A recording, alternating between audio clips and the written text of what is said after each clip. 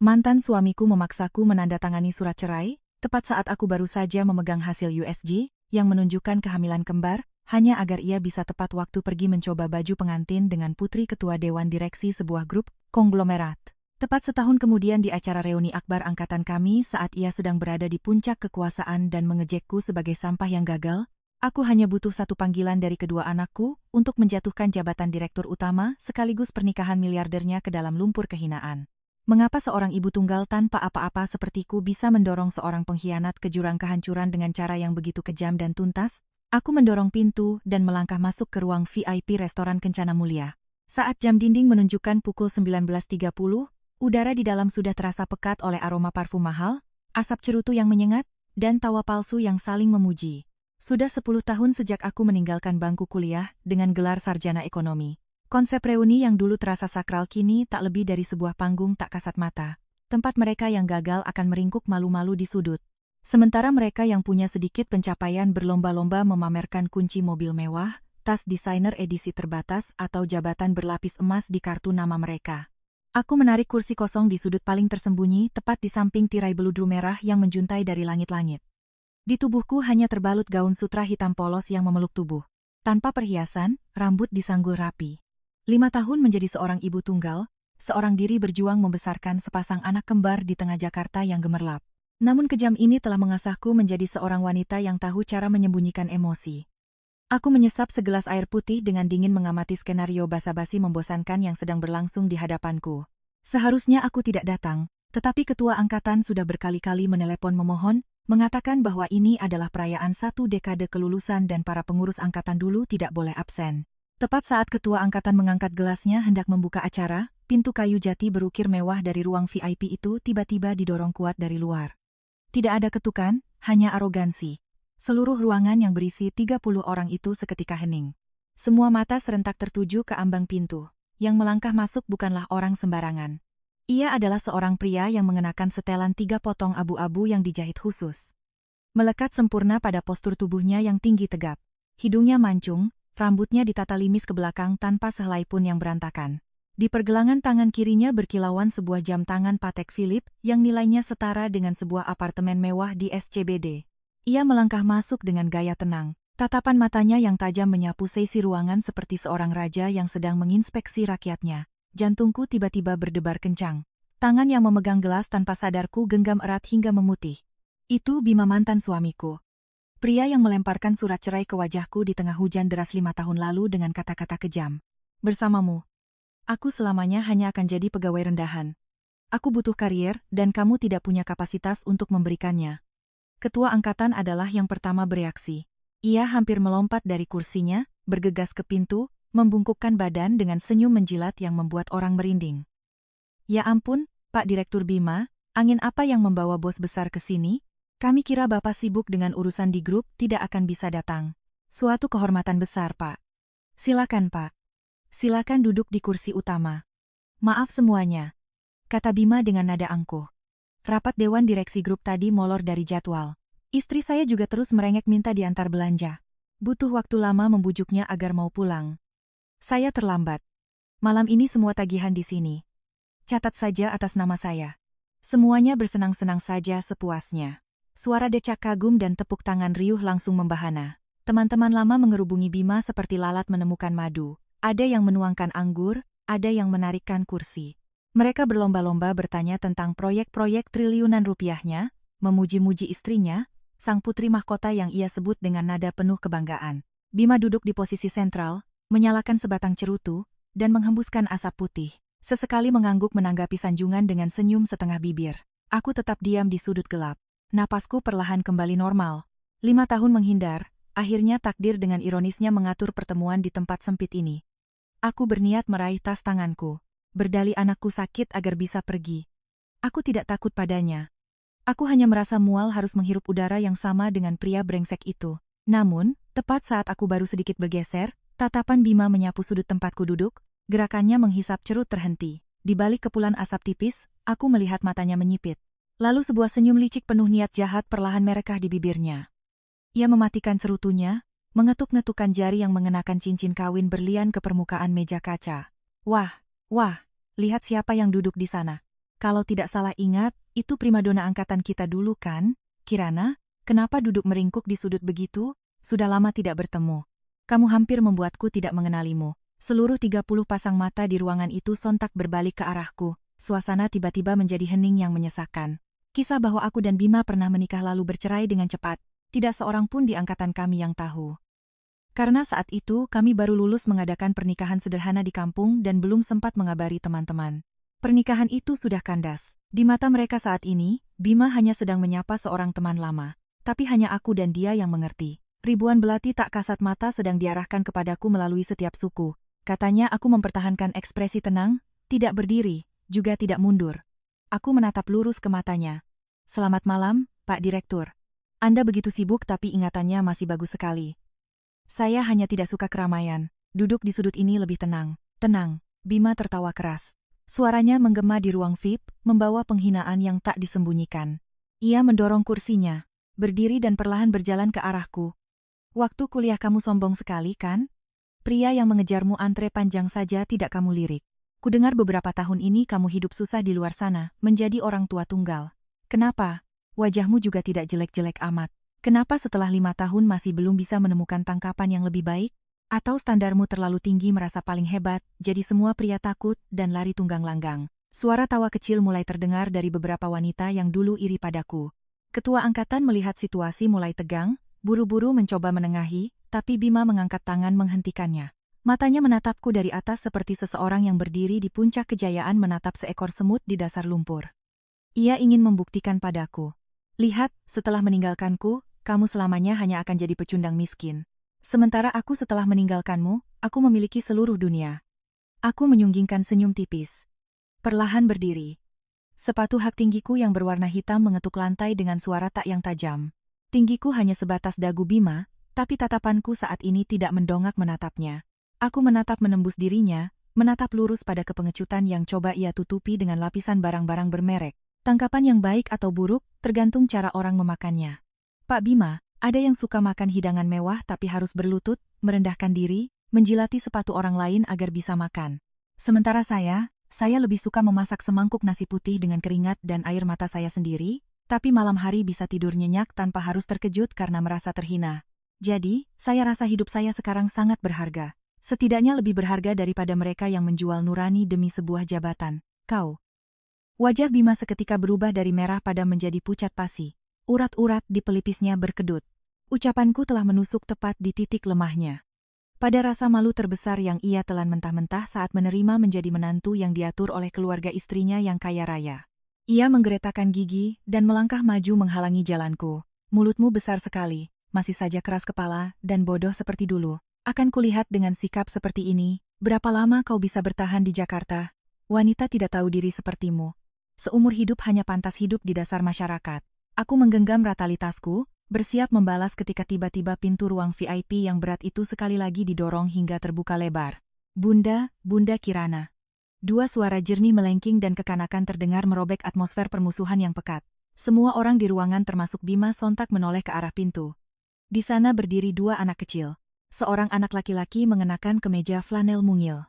Tangannya menggenggam erat seorang anak perempuan yang memakai gaun putri berwarna putih bersih dengan pita merah menyala di rambutnya. Dua anak yang manis, berkulit putih, montok, dan mirip seperti dua tetes air.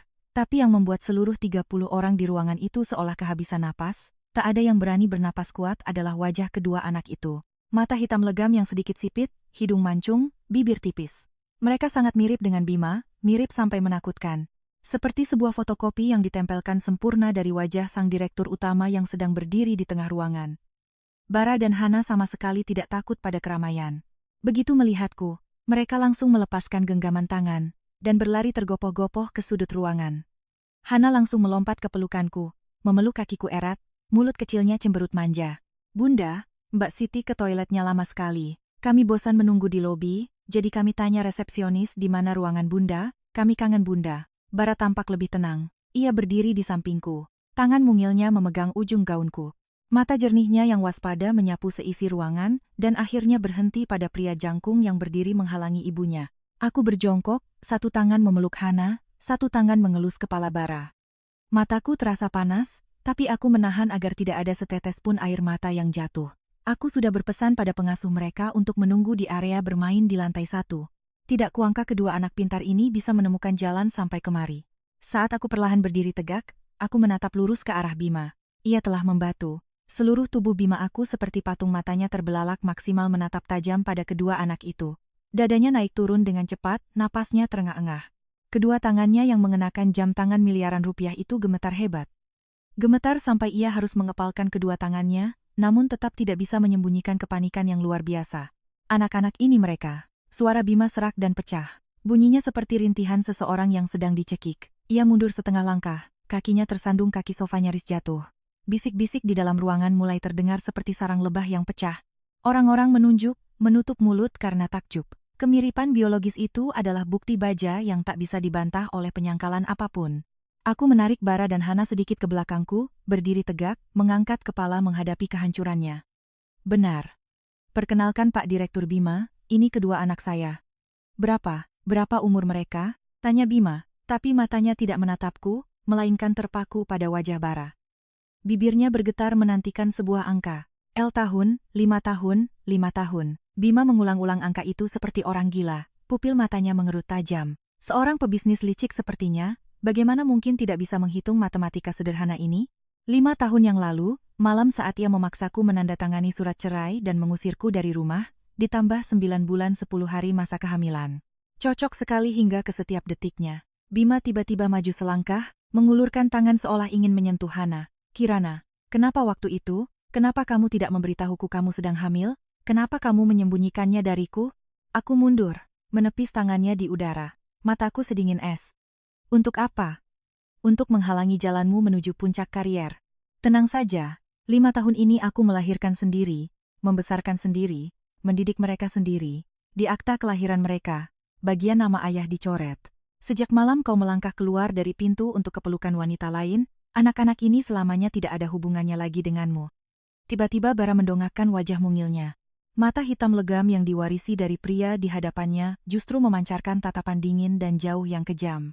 Bocah itu mengerutkan kening, menunjuk lurus ke arah Bima dan berkata dengan suara lantang, "Bunda, Om ini siapa? Kenapa dia terus menatap Bunda dan tadi mau menyentuh Hana? Aku tidak suka dia." Om, panggilan Om yang keluar dari mulut putra kandungnya sendiri telah menghantam Bima dengan pukulan telak. Ia mundur 2 langkah, wajahnya pucat pasi tanpa setetes darah. Mulutnya ternganga tak mampu mengucapkan sepatah kata pembelaan. Aku tersenyum lembut, mengelus kepala putraku, sengaja berbicara dengan keras agar semua orang di ruang sati AP itu bisa mendengar. Hanya orang asing yang tidak kita kenal, sayang. Tempat ini terlalu berisik, tidak cocok untuk kita. Bunda antar kalian pulang tidur. Ya, aku menggandeng tangan kedua anakku dengan tegas berbalik dan melangkah pergi, meninggalkan di belakang tatapan terperangah dari 30 teman lama dan sosok yang sedang rubuh gemetar berpegangan pada meja, sang direktur utama triliuner. Tapi aku tahu kemunculan Bara dan Hana malam ini telah menyalakan sebuah bom waktu. Dan mereka yang pernah menginjak-injak ibu dan anak ini 5 tahun lalu, bersiaplah untuk membayar harga yang sangat mahal yang tak pernah bisa mereka bayangkan. Pintu kayu jati yang berat itu perlahan tertutup, memutus total semua bisik-bisik yang mulai mendidih seperti air di atas api. Suara hak sepatuku mengetuk lantai marmer dingin di sepanjang koridor restoran. Berirama, mantap, dan tanpa sedikit pun getaran. Aku menggenggam erat tangan Milbara dan Hana. Kedua anak itu dengan patuh melangkah mengikuti ibunya. Postur mereka yang kecil justru menjadi sumber kekuatan raksasa yang menopang seluruh duniaku saat ini. Udara di luar koridor yang beraroma minyak sreh terasa kontras dengan suasana sesak dan pengap di ruangan yang baru saja kutinggalkan. Aku sama sekali tidak menyesal telah mengungkap kebenaran ini. Menyembunyikan. Kenapa aku harus menyembunyikan? Aku bukan pezina, bukan pencuri, dan jelas bukan orang yang membuang darah dagingnya sendiri demi mengejar kemewahan kosong. Aku melahirkan anak-anakku dengan terhormat, membesarkan mereka dengan terhormat, mengajarkan mereka sopan santun dan harga diri. Membiarkan Bima melihat mereka hanyalah cara untuk mendaratkan tamparan tak kasat mata pada kesombongannya yang konyol hari ini. Tapi aku tahu seseorang yang sangat menjaga gengsi seperti Bima, tidak akan mudah membiarkanku pergi begitu saja. Dan benar seperti dugaanku, saat kami bertiga baru sampai di lobi lift, langkah kaki yang tergesa-gesa dan goyah terdengar dari belakang. "Kirana, berhenti, berhenti. Jelaskan padaku," teriakan Bima memecah keheningan koridor restoran mewah itu. Beberapa pegawai yang berdiri di dekatnya terkejut dan menoleh. Aku berhenti perlahan berbalik. Bima berlari ke arah kami seperti binatang yang terpojok. Setelan 3 potong yang tadi rapi kini kusut masai. Dasi telah dilonggarkan dengan kasar. Wajahnya memerah. Entah karena anggur atau karena syok yang baru saja menimpanya, Bima terengah-engah. Berhenti sekitar 2 langkah dari kami. Matanya panik menyapu wajah Bara dan Hana, lalu kembali terpaku padaku. Di dalam matanya ada campuran kebingungan, penolakan, dan sedikit ketakutan. Bara secara naluriah maju selangkah, merentangkan kedua tangannya untuk melindungi Hana. Mata hitamnya menatap tajam pada pria yang sedang kehilangan kendali itu. Hana memeluk kakiku erat. Tangan mungilnya mencengkeram gaunku. Kedua anak ini, jelaskan padaku kapan mereka lahir, kenapa kau berani menyembunyikan hal sebesar ini dariku, Kirana? Mereka berdua anakku, kan? Jawab aku. Suara Bima meninggi. Kedua tangannya terayun di udara seolah ingin mencengkeramku, tapi tertahan di tengah jalan. Saat bertemu dengan tatapanku yang sedingin es, aku merangkul bahu kedua anakku, mengelus lembut rambut Bara untuk menenangkannya, lalu mendongak menatap wajah yang telah berubah bentuk karena kehilangan kendali di hadapanku. Pak Direktur Bima, ini tempat umum. Tolong jaga sikap Anda. Anda membuat anak-anak ketakutan. Sikap apa? Bima nyaris meraung, tapi ia berusaha merendahkan suaranya saat melihat tatapan penasaran dari beberapa resepsionis di kejauhan. Kau melahirkan anakku, darah dagingku selama 5 tahun tanpa memberitahuku sepatah kata pun. Sekarang kau menyuruhku jaga sikap. Hak apa yang kau miliki untuk merampas hakku sebagai seorang ayah? Apa kau tahu kau sedang melakukan perbuatan yang sangat kejam? Aku tertawa. Tawa yang keluar dari lubuk hatiku membawa rasa getir bercampur penghinaan. Kejam. Orang yang tega mendorong istrinya keluar rumah di tengah hujan deras demi menikahi putri orang kaya sekarang berani bicara tentang kekejaman di hadapanku. Hak sebagai ayah. Aku menyeringai. Setiap kata yang keluar setajam silet memotong semua argumen konyolnya. Kau menuntut hak sebagai ayah dengan kapasitas apa? Kapasitas sebagai orang yang memaksa istri menandatangani surat cerai, agar bisa tepat waktu mencoba baju pengantin dengan putri seorang direktur atau kapasitas sebagai orang yang baru saja mengejekku sebagai pecundang yang tidak bisa mendapatkan pria yang lebih baik. Dengarkan baik-baik, Bima. Di akta kelahiran kedua anak ini hanya ada nama ibu. Mereka memakai margaku. Aku menggunakan darah, daging, masa muda, dan nyawaku di meja operasi untuk melahirkan mereka. Mereka milikku, satu-satunya milikku. Kau tak lebih dari seorang pengecut yang menyumbang separuh DNA lalu lari terbirit-birit. Jangan berdiri di sini dan bicara tentang hak istimewa yang tidak pernah pantas kau miliki. Kau sudah gila. Bima tergagap mundur setengah langkah. Kemarahan dan logikaku yang tajam bagai air dingin yang menyiram wajahnya. Melunturkan lapisan wibawa yang susah payah ia bangun. Kau menyembunyikan mereka karena kau membenciku, kan? Kau ingin menggunakan mereka untuk membalas dendam? Kirana, jangan kekanak-kanakan seperti itu. Lihat dirimu sendiri, seorang diri, gaji pas-pasan. Apa yang bisa kau berikan pada kedua anak itu untuk menjamin kehidupan terbaik? Kau hanya akan membuat mereka ikut menderita. Berikan mereka padaku. Aku sekarang punya uang, punya posisi. Aku bisa menyekolahkan mereka di sekolah internasional, membiarkan mereka tinggal di villa mewah. Sebelum Bima selesai bicara, aku mengangkat tangan, memotong fantasinya yang menggelikan. Diam, suaraku dingin dan tegas. Kau pikir uangmu bisa membeli segalanya? Mungkin bisa membeli nuranimu, tapi jangan harap bisa membeli anak-anakku. Sekolah internasional villa mewah. Kau mau membawa anak-anakku pulang untuk memanggil wanita yang merebut suami ibu mereka dengan sebutan bunda? Kau mau membiarkan darah dagingmu sendiri hidup menumpang dan merendahkan diri di bawah bayang-bayang keluarga kaya istrimu? Bima, jangan membohongi dirimu sendiri. Kau menginginkan anak-anak ini, atau kau hanya sedang ketakutan? Takut rahasia ini terbongkar dan kursi direktur utama pemberian ayah mertuamu akan lenyap. Takut istri putri mahkotamu akan menendangmu keluar rumah jika tahu kau diam-diam punya 2 anak di luar nikah. Wajah Bima berubah dari merah menjadi pucat pasi. Setiap kata-kataku menusuk tepat ke sudut tergelap dan terhina di dalam jiwanya. Istri Bima, Sandra, putri konglomerat properti terbesar di kota terkenal sebagai wanita yang dominan dan pencemburu. Ia menikahi Bima karena penampilan tampan dan kepatuhannya, bukan untuk menerima seorang pria yang membawa sisa-sisa pernikahan sebelumnya. Bima sangat tahu itu. Ia menuntut anak-anak ini bukan karena cinta ayah, melainkan karena naluri posesif seorang pria. Arogan kepanikan saat melihat variabel di luar kendalinya muncul mengancam kekuasaannya saat ini. Kau berani mengancamku? Aku tidak punya waktu untuk mengancammu. Aku hanya sedang memperingatkanmu. Pintu lift berbunyi ting lalu terbuka. Aku menggandeng tangan Bara dan Hana masuk, menekan tombol lantai basement. Sebelum pintu logam itu tertutup, aku menatap lurus ke mata Bima yang memerah, meninggalkan kalimat terakhir yang menghancurkan semua ilusinya. Hidupku dan anak-anakku sangat tenang. Jika kau berani melangkahkan satu kaki saja untuk mengganggu kami, aku bersumpah akan membuatmu merasakan bagaimana rasanya kehilangan semua yang sedang kau puja-puja. Ingat, Kau punya banyak hal untuk hilang, sedangkan aku tidak. Selamat tinggal, Pak Direktur. Pintu lift tertutup, mengurung Bima di luar dengan ketidakberdayaan dan ketakutan yang luar biasa. Aku melihat sosoknya menghilang melalui celah pintu, lalu menghela napas panjang. Baru saat itulah seluruh tubuhku mulai terasa lemas. Ketegangan dan kekuatan yang kupaksakan selama setengah jam terakhir telah menguras tenagaku. Bunda? Om tadi orang jahat ya? Tanya Hana dengan mata bulat polosnya. Bara meremas tanganku erat. Suaranya tegas. Kalau Om itu ganggu Bunda, Bara akan pukul dia. Bara akan lindungi Bunda. Aku tersenyum berlutut di lantai lift yang dingin, memeluk kedua malaikat kecilku. Mataku terasa panas, tapi aku bersumpah tidak akan menangis. Air mataku sudah kering sejak 5 tahun lalu. Tidak apa-apa, sayang. Ada Bunda di sini, tidak ada yang bisa mengganggu kita. Kita pergi makan es krim ya, lalu pulang dan tidur nyenyak. Aku menggendong Hana, menggandeng Bara keluar dari lift. Bayangan kami bertiga memanjang di lantai basement. Aku tahu pertempuran malam ini hanyalah permulaan.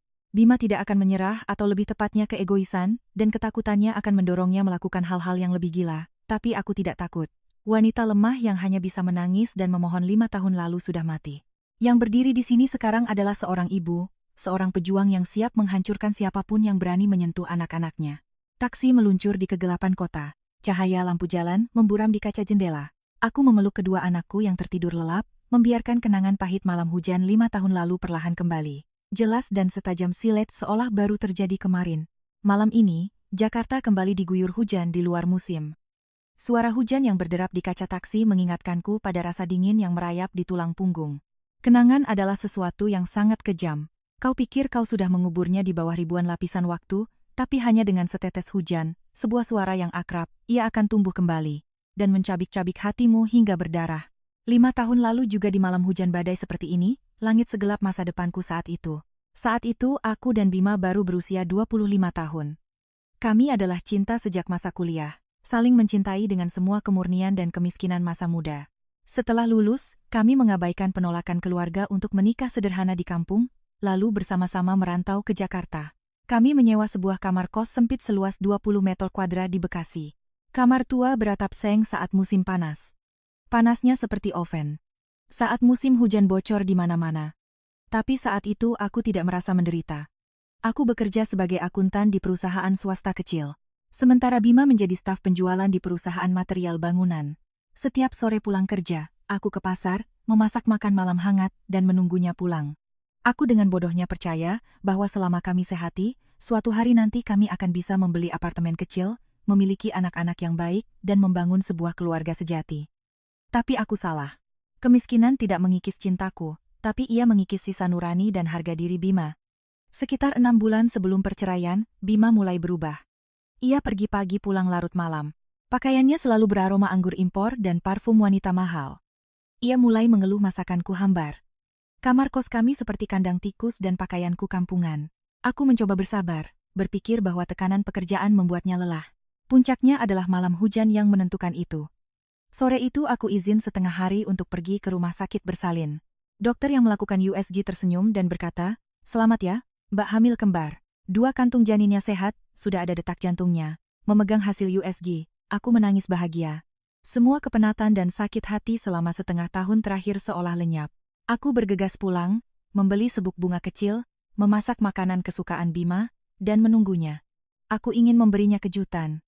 Aku percaya kehadiran 2 malaikat kecil ini akan menariknya kembali menjadi pria hangat dan penuh kasih seperti dulu. Pukul 1111 lalu 12 malam, makanan sudah dingin, hujan di luar semakin deras. Bima masuk, tidak melepas sepatunya yang basah, melangkah lurus ke tengah ruangan.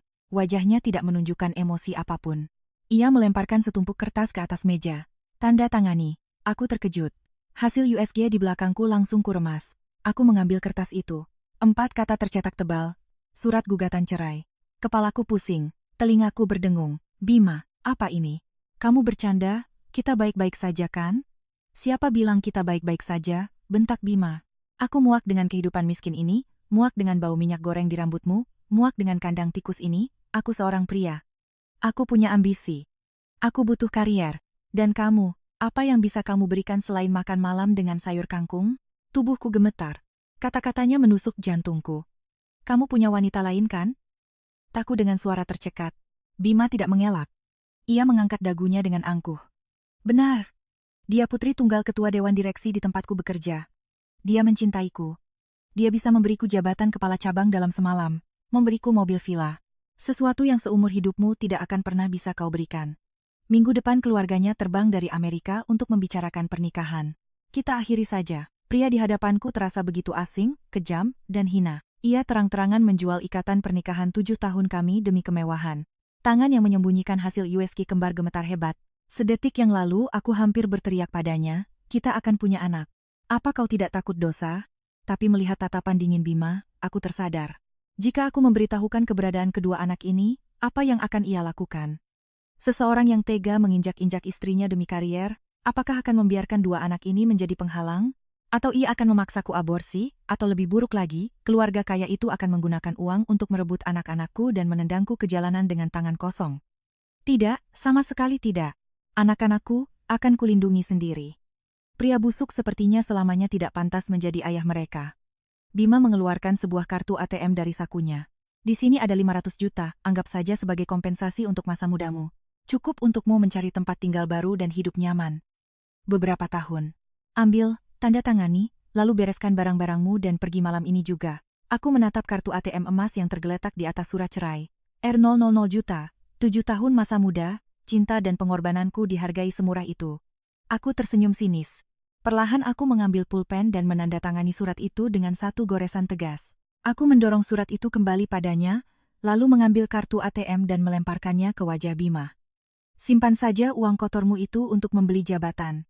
Masa mudaku tidak ternilai, kau tidak pantas membayarnya. Mulai detik ini kita putus hubungan. Mati pun tidak akan saling bertemu. Aku berbalik, menyambar koper kecilku, mengenakan jas hujan tipis, dan melangkah keluar ke tengah hujan. Hujan menampar wajahku, dingin menusuk tulang. Aku berjalan sendirian di kegelapan. Satu tangan menyeret koper, satu tangan memeluk perutku yang masih rata. Air mata bercampur dengan air hujan yang asin. Malam itu aku bersumpah pada langit Jakarta yang sedang mengamuk. Aku akan hidup. Aku akan melahirkan anak-anak ini, membesarkan mereka menjadi manusia yang paling terhormat. Dan jika suatu hari nanti pengkhianat itu muncul kembali, aku akan membuatnya membayar harga atas kehinaannya. Taksi berhenti mendadak di depan gerbang apartemen, memutus lamunanku. Aku menggendong Hana yang tertidur, menggandeng Bara turun dari mobil. Malam ini Jakarta tidak hujan. Besok langit akan cerah. Dan aku tahu mulai besok badai yang sesungguhnya baru akan menerpa pintu rumahku. 3 hari berlalu sejak malam yang kacau di restoran Kencana Mulia. 3 hari aku membuang kartu SIM lamaku, memblokir semua kemungkinan kontak dari teman-teman lama. Aku tahu dengan kekuasaan dan jaringan Bima saat ini, menemukan alamat atau sekolah anak-anak hanyalah masalah waktu. Tapi aku tidak lari.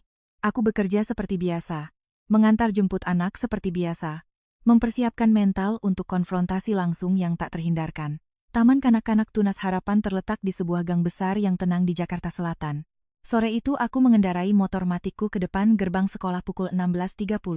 Begitu masuk ke gang, mataku langsung tertuju pada sebuah Mercedes Maybach hitam mengilap yang diparkir memakan hampir setengah jalan. Kehadiran mobil semewah itu di sebuah TK swasta kelas menengah langsung menarik perhatian banyak orang tua. Tepat di samping mobil itu ada warung es teh milik Bu Sumi. Seorang wanita tua berusia 60-an yang ramah dan sudah berjualan di sana selama 10 tahun. Mengenal setiap wajah orang tua dan anak-anak. Dari sudut pandang Bu Sumi sore itu, kejadiannya seperti adegan sinetron. Ya, Gusti. Itu mobil hitam panjang dari jam. Siang sudah di situ. Saya sambil ngunyi sirih ngelihatin terus pintu kebuka, keluar anak muda gagah pakai jas mahal. Parfumnya wangi banget. Dia bolak-balik depan gerbang sekolah, matanya melotot ke dalam. Pas anak-anak keluar, dia langsung nempel ke pagar, ngelihatin si kembar anaknya, Mbak Kirana, si Bara sama Hana. Dia lambai-lambai tangan ngeluarin 2 kotak mainan gede. Teriak-teriak, Bara, Hana, sini sama papa. Anak-anak itu pucat ketakutan, nempel terus sama Bu Guru. Bu Guru pegangin mereka, nggak mau buka gerbang. Anak muda itu mukanya asem, ngeluarin dompet, mau nyogok satpam biar bisa masuk. Saya sudah gatal mau ambil sapu buat ngusir. Pas banget si Kirana datang. Seperti yang dilihat Bu Sumi, saat aku menurunkan standar motorku, darahku mendidih. Bima berdiri di depan gerbang, mencoba membujuk kedua anakku yang ketakutan di belakang guru mereka dengan mainan mahal. Melihatku, Bu Guru seolah lega. Aku melangkah cepat ke arah gerbang, membanting helm ke jok motor. Bima, apa yang kau lakukan di sini? Bima terkejut, wajahnya sedikit bingung, tapi dengan cepat kembali memasang tampang superior. Kirana, kau datang. Aku hanya ingin mengunjungi anak-anak. Sudah 3 hari nomormu tidak aktif. Aku harus menyewa detektif untuk menemukan sekolah ini. Aku bawakan mereka Lego edisi terbatas. Aku melirik mainan yang tergeletak di trotoar. Lalu menatap pria yang mengaku sebagai ayah itu. Kau pikir mainanmu berharga di sini? Lihat kau membuat mereka ketakutan. Bu guru, tolong bawa anak-anak masuk. Tunggu saya sebentar. Jangan biarkan orang asing mendekat. Saat bayangan anak-anak hilang di koridor, aku kembali menghadapi Bima. Beberapa orang tua mulai berhenti dan berbisik, aku tidak peduli. Yang harus malu di sini bukan aku. Kau menyewa detektif untuk menyelidiki kami. Direktur utama sebuah grup besar bertingkah seperti penguntit rendahan. Bukankah aku sudah memperingatkanmu? Jangan bicara seperti itu padaku. Bima berbisik marah mendekat agar orang lain tidak mendengar. Rendahan, kau menyembunyikan anak-anakku selama 5 tahun, membiarkan mereka sekolah di tempat kumuh seperti ini, memakai baju murahan dari pasar. Kau pikir itu mulia? Sadarlah Kirana. Lihat mobil dan pakaianku. Aku bisa memindahkan mereka ke sekolah bilingual terbaik dengan sopir pribadi. Aset atas namaku cukup untuk membuat mereka hidup mewah seumur hidup. Kau seorang ibu tega merampas masa depan cerah anak-anakmu hanya karena keegoisanmu. Kata-katanya lancar seolah sudah dihafal. Di kepalanya uang adalah segalanya. Aku melipat tangan di dada. Tertawa-tawa yang terdengar getir dan ironis. Masa depan cerah. Apa definisimu tentang itu? Hidup bergelimang harta tapi harus memanggil wanita lain. Bunda, mewarisi properti tapi selalu was-was disingkirkan oleh keluarga istrimu. Bima, kau lupa satu hal mendasar. Aku maju selangkah, menatap matanya yang sok berkuasa. Seorang anak butuh disusui, butuh dirawat saat demam tinggi. 5 tahun lalu, saat aku memeluk mereka yang muntah-muntah di rumah sakit tengah malam. Kau di mana? Saat aku menghitung setiap rupiah untuk membeli susu, kau di mana? Oh, kau sibuk memakai jas mahal, naik mobil mewah, dan membungkuk memegangi gaun istri kayamu. Anak-anakku memakai baju murah memangnya kenapa? Baju mereka bersih dan wangi. Mereka sekolah di sini memangnya kenapa? Di sini guru menyayangi mereka, mengajari mereka terima kasih, dan minta maaf. Mereka anak-anak yang terdidik dan punya harga diri.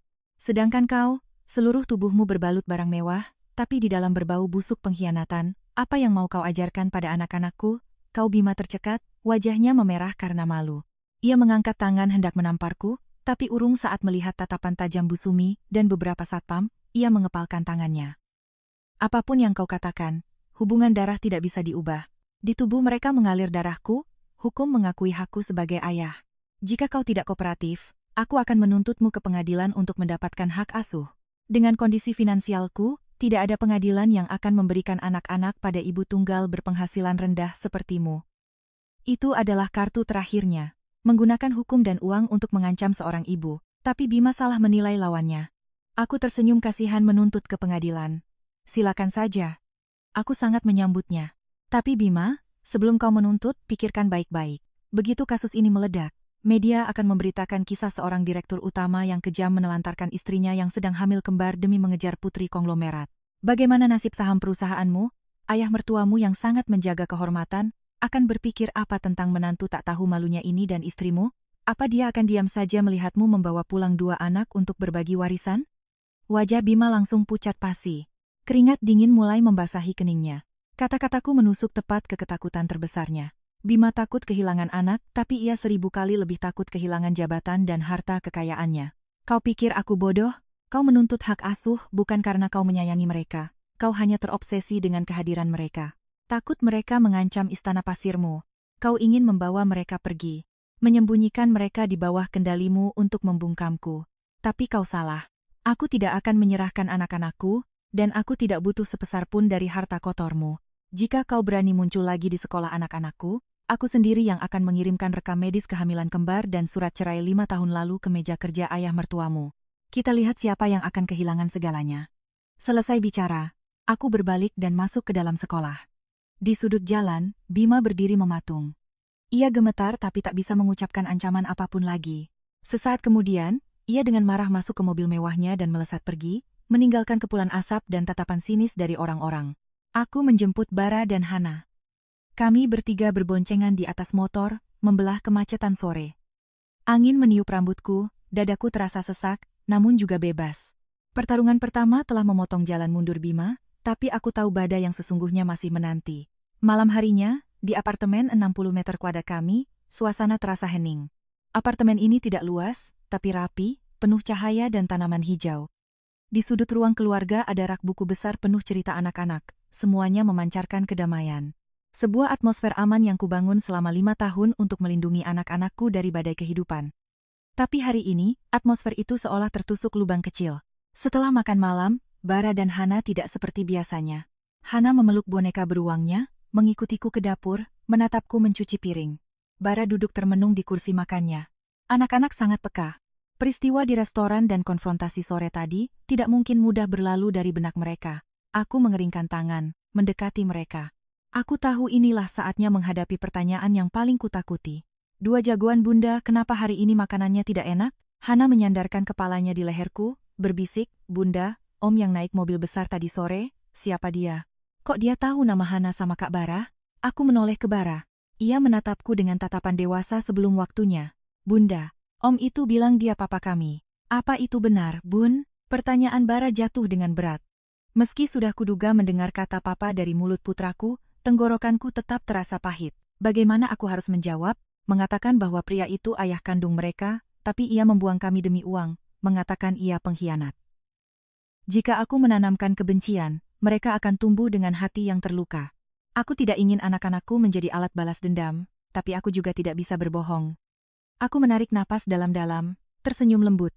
Barahana, dengarkan bunda, di dunia ini setiap keluarga itu berbeda. Ada yang punya kakek, nenek, ayah, dan ibu. Ada yang hanya punya ayah. Dan keluarga kita adalah keluarga super yang hanya punya bunda dan kalian berdua. Om yang tadi sore. Benar. Dia adalah orang yang bersama bunda melahirkan kalian. Mata Hana terbelalak. Bara mengerjap-ngerjap. Tapi menjadi keluarga bukan hanya tentang melahirkan. Dulu bunda dan om itu berjalan di jalan yang sama. Tapi kemudian om itu ingin pergi ke arah gunung, sementara bunda ingin pergi ke arah laut. Tujuan hidup kami tidak sama lagi. Jadi kami memutuskan berpisah. Dia punya kehidupannya sendiri dan bunda punya kehidupan bunda bersama kalian. Lalu kenapa dia datang mencari kami? Dia mau membawa kami pergi ya, bun? Tanya Bara waspada. Dia datang mungkin karena penasaran ingin tahu seperti apa 2 jagoan super bunda sekarang. Tapi dengarkan bunda baik-baik. Siapapun, orang dikenal atau tidak, jika mereka mau membawa kalian pergi tanpa izin bunda, itu perbuatan salah. Kalian berhak menolak. Kalian hanya perlu ingat satu hal. Rumah kita di sini, bunda di sini. Tidak ada seorang pun di dunia ini yang bisa memisahkan kita bertiga. Kecuali bunda sudah tidak bernapas lagi. Bunda akan melindungi kalian sampai akhir. Enggak mau. Bunda harus hidup 1000 tahun. Seru Hana. Memeluk leherku erat. Bara turun dari kursinya, memeluk pinggangku. Suaranya begitu mantap hingga membuatku menitikkan air mata. Aku tidak butuh mainan dari om itu.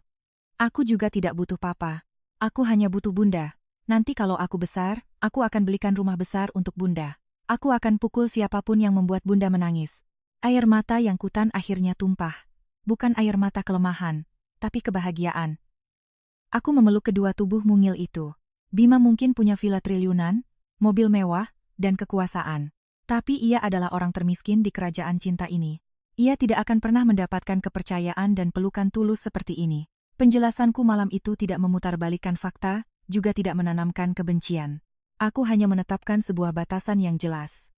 Bima adalah orang asing yang kebetulan memiliki hubungan darah, tapi bukan keluarga. Hak sebagai ayah tidak terletak pada sumbangan sperma 5 tahun lalu, tapi pada 5 tahun begadang memasak setiap suap bubur dan mengganti setiap popok. Malam itu setelah anak-anak tidur, aku berdiri di balkon. Kota berkelip di kejauhan. Aku tahu dengan mengusir Bima, aku telah memutus aksesnya pada anak-anak. Tapi seseorang yang terpojok dan tersinggung gengsinya tidak akan tinggal diam, apalagi di belakangnya ada kekuatan lain. Saat aku memikirkan itu, ponselku di ruang keluarga bergetar hebat pukul 23.30 malam. Nomor yang tertera adalah nomor cantik yang tidak dikenal. Firasat buruk melintas. Aku mengangkat telepon itu. Pertarungan sesungguhnya dari sisi gelap mulai menampakkan diri. Getaran telepon di tengah malam selalu membawa tekanan tak kasat mata. Aku menempelkan ponsel ke telinga, tapi tidak langsung bicara. Di seberang sana, hening sejenak. Hanya terdengar napas pelan dan alunan musik klasik. Jelas si penelepon ingin bermain adu mental, tapi aku sabar menunggu. Akhirnya suara wanita terdengar. Suara yang jernih terlatih untuk terdengar seperti kalangan atas, tapi tak bisa menyembunyikan nada angku bawaan. Anda Kirana kan? Betul. Dengan siapa saya bicara? Tawa kecil yang meremehkan terdengar. Perkenalan singkat saja. Saya Sandra, istri sah, dan pemegang nasib karier Bima. Kalau kau pintar, kau pasti sudah bisa menebak kenapa aku meneleponmu selarut ini. Aku bersandar di kaca balkon, tersenyum tipis. Tentu saja. Bagaimana mungkin berita sebesar ini bisa disembunyikan dari wanita pencemburu dan pengontrol seperti Sandra? Pasti ia menyuruh orang membuntuti Bima atau kepanikan Bima beberapa hari ini telah mengkhianatinya. Kemunculan dua anak yang mirip suaminya jelas merupakan tamparan keras bagi harga diri sang ratu. Oh, selamat malam, Bu Sandra. Malam-malam begini Anda menelepon istri lama suami Anda, pasti rumah tangga Anda sedang bermasalah. Ya, perlu saya rekomendasikan beberapa kantor pengacara perceraian yang bagus. Di seberang sana, napas Sandra langsung memberat. Ketenanganku yang sinis di luar dugaannya. Orang-orang kaya biasa berpikir hanya dengan menyebut nama. Orang kecil akan gemetar ketakutan. Jangan banyak bicara. Suara Sandra mendesis. Topeng elegannya mulai retak. Aku tidak menelepon untuk mendengar pecundang sepertimu menceramahiku. Aku sudah menyuruh orang menyelidiki latar belakangmu. Seorang ibu tunggal, manajer level menengah di agensi media kacangan, tinggal di apartemen cicilan. Kau pikir bisa menggunakan dua anak haram itu untuk masuk ke keluargaku, memeras suamiku, lalu hidupmu akan berubah. Kau terlalu banyak bermimpi, anak haram. Dua kata itu menyulut amarahku, tapi aku memejamkan mata, menekan amarah itu ke dasar hati, mengubahnya menjadi balok es yang tajam. Melawan orang gila karena cemburu, senjata terbaik adalah ketenangan mutlak. Bu Sandra, penyelidikan Anda sangat teliti, tapi sepertinya detektif Anda kurang kompeten. Jika saya mau memeras, saya sudah membawa anak-anak untuk mengacaukan pernikahan Anda 5 tahun lalu, tidak menunggu sampai sekarang. Suami Anda yang secara kebetulan menemukan keberadaan anak-anak saya, itu adalah takdir yang menghukumnya. Dan soal dia pontang-panting mencari ke sekolah, memohon pada saya agar diizinkan bertemu anak-anak, sebaiknya Anda pulang dan tampar suami Anda itu di rumah, jangan menelepon dan menggonggong pada saya. Kau berani menghinaku, Sandra berteriak di telepon. Terdengar suara barang pecah di seberang sana. Dengar baik-baik, perempuan jalang. Grup ini milik keluargaku. Bima bisa seperti sekarang karena pemberianku. Aku bisa mengangkatnya. Aku juga bisa menginjaknya ke lumpur. Dan kau juga begitu. Jika kau tidak tahu diri, aku akan membuatmu kehilangan pekerjaan di Jakarta ini. Aku akan membuat hidupmu dan anak-anakmu lebih buruk dari kematian. Anda mau membuat saya kehilangan pekerjaan dengan cara apa? Menyuap bos saya atau menyuruh preman mengacau di apartemen saya? Aku tertawa. Tawa santai yang tak peduli. Bu Sandra, Anda terbiasa hidup mewah, menindas orang dengan uang. Jadi, Anda pikir semua orang takut kehilangan uang seperti Anda. Tapi Anda lupa satu hal, orang yang berjalan tanpa alas kaki tidak pernah takut pada orang yang memakai sepatu. Saya memulai dari nol. Paling parah ya saya kembali ke nol lagi. Tapi Anda dan suami Anda, seorang wanita karier terpandang dari kalangan atas, ketahuan mentolerir suami yang menelantarkan istri hamil, mengancam janda dan anak yatim. Bagaimana nasib saham grup keluarga Anda jika saya memberikan rekaman telepon malam ini ke media di seberang sana tiba-tiba hening, hanya terdengar napas Sandra yang tercekat. Ia tidak menyangka aku akan merekam. Sebenarnya aku tidak merekam apa-apa. Aku hanya bermain gertak psikologis. Bagi orang yang menganggap citra dan reputasi perusahaan sebagai nyawa, satu noda di media adalah hal yang paling mereka takuti.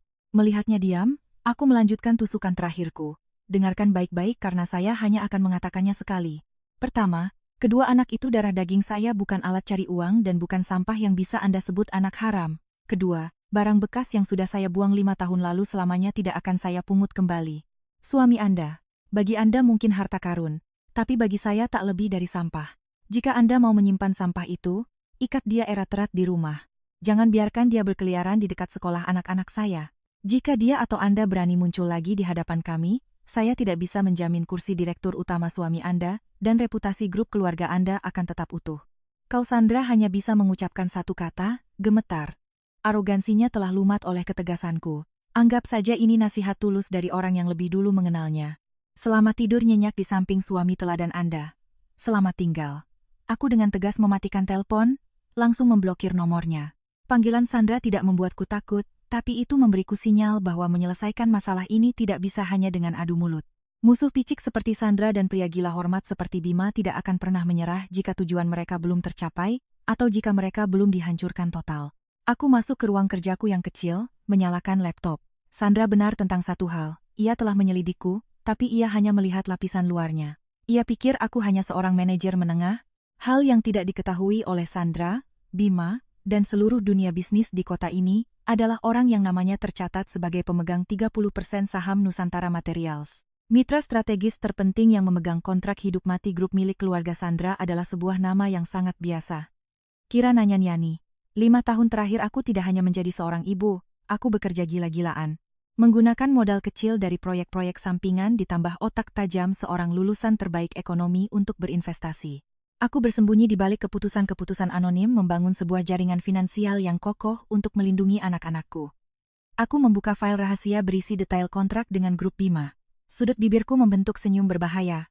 Bima Sandra, kalian suka menggunakan kekuasaan untuk menindas orang lain kan? Kalau begitu, biar ku rasakan bagaimana rasanya dicekik oleh kekuasaan. Suara ketikan keyboard terdengar di malam yang sunyi. Papan catur untuk menjatuhkan mereka telah disiapkan. Hari-hari penuh badai bagi keluarga konglomerat yang arogan itu, hitung mundurnya dimulai dari detik ini. Senin pagi, Jakarta terasa pekat oleh polusi dan kesibukan. Setelah telepon ancaman dari Sandra, aku yakin ia tidak akan tinggal diam.